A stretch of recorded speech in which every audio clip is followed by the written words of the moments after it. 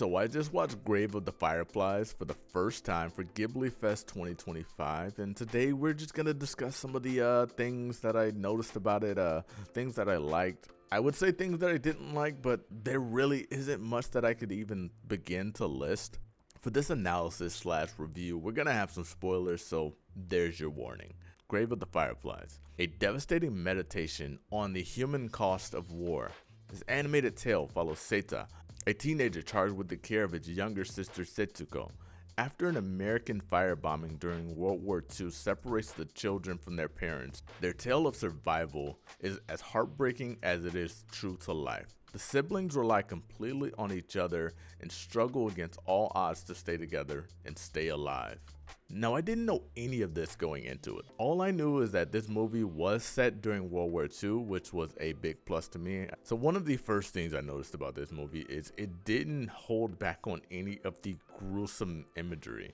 One of the first things that stuck to me was the image of Seita's mother after she had been bombed and burned, and you just see her in these bandages, and it's very sad and just tough to watch. It was really interesting watching this movie and seeing the relationship between Seita and his sister, and how he kind of just is making things work as he kind of figures things out, and he never really knows where he's going to go next or really have any sort of concrete plan.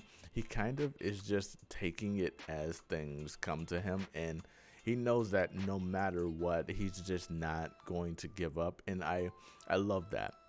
I also love that at some points during this journey, we get to see Seita break down and reflect on the actions in their entire situation, whether it's them starving or them struggling to find shelter or them being kicked out because his sister won't quit crying.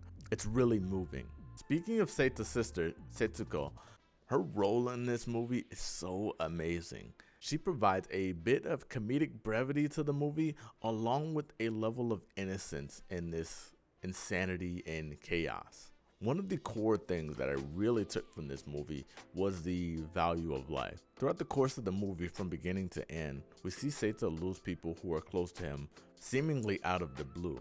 There's no warning. Also, the pacing of the movie does a great job at depicting the random feeling of the death of Seito's family members as well. It's a really great and interesting showing of the fragility of the human life. I really appreciated it. All in all, I give this movie a solid 9 out of 10. I really enjoyed it. But also, if you missed it in theaters, it is currently streaming on Netflix, so if you have a subscription, I highly suggest you check it out. And on that note, thank you very much for watching, and I will catch you on the next one.